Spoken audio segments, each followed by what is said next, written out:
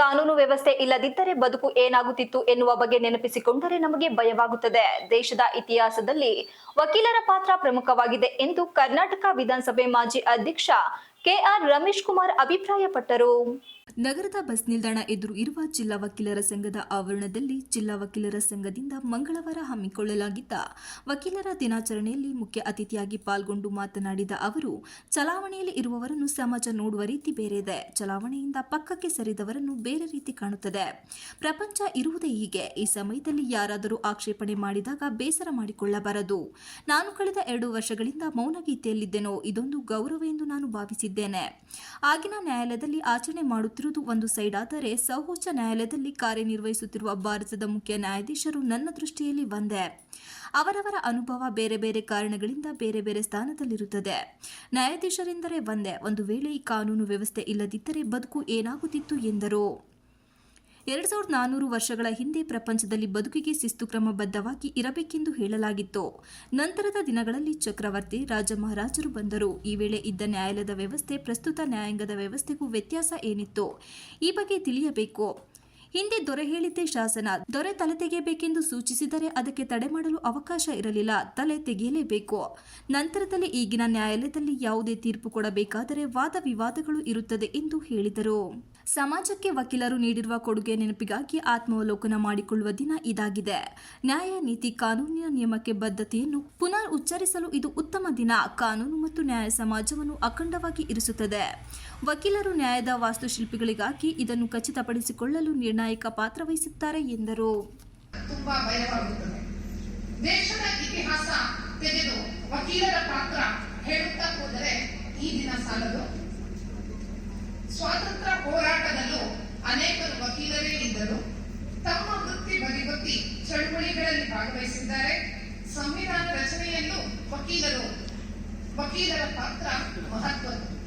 ಈ ಕಾನೂನು ವ್ಯವಸ್ಥೆಯ ಘನತೆ ಹೆಚ್ಚಿಸುವ ಜವಾಬ್ದಾರಿ ನಿಮ್ಮೆಲ್ಲರ ಮೇಲೆ ಇದೆ ಮತ್ತು ಇದರ ಅನಿವಾರ್ಯತೆ ಕೂಡ ಇದೆ ಅಂತ ಹೇಳಲಿಕ್ಕೆ ನಾನು ಇಷ್ಟಪಡ್ತೇನೆ.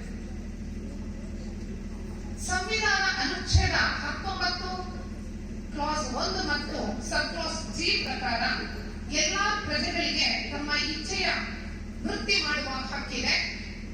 ವಕೀಲ ವೃತ್ತಿಯಲ್ಲಿ ತೊಡಗಿಸಿಕೊಳ್ಳುವವರಿಗೆ ವಕೀಲರ ಕಾಯ್ದೆ 1961ರ ಕೆಳಗೆ ಹಕ್ಕು ಮತ್ತು ಬಾಧ್ಯತೆಗಳನ್ನು ನೀಡಲಾಗಿದೆ. ನಾನು ಹಿಂದೊಮ್ಮೆ ಕೂಡ ಮೊದಲ ಬಾರಿ ಹಾಸನಕ್ಕೆ ಬಂದಾಗಲೂ ಕೂಡ ಇದನ್ನು ಹೇಳಿದ್ದೆ. ನಾವು ಯಾವುದೇ ವಿಷಯವನ್ನು ಪುನಃ ನೆನಪಿಸಿಕೊಳ್ಳುವುದು ಒಳ್ಳೆಯದು ಅಂತ ನಾನಾದರೂ ಭಾವಿಸಿದ್ದೇನೆ. ವಕೀಲನೊಬ್ಬ ಭಾರತ ದೇಶದ ಯಾವುದೇ ನ್ಯಾಯಾಲಯದಲ್ಲಿ ವೃತ್ತಿಯನ್ನು ಮಾಡಬಹುದು.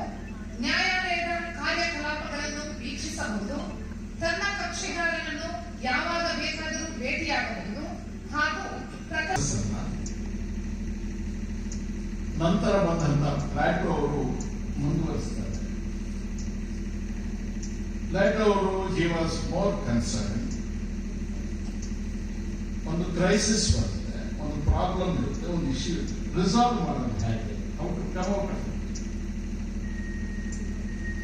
Then we landed Aristotle. ಇವರೆಲ್ಲ 3-4ನೇ ಶತಮಾನದಲ್ಲಿ 2400 ವರ್ಷಗಳ ಹಿಂದೆ. Aristotle is the man who arrives at logic, ತರ್ಕಶಾಸ್ತ್ರ. ಅಲ್ಲಿ ಕಾರಣ I want to leave it at that.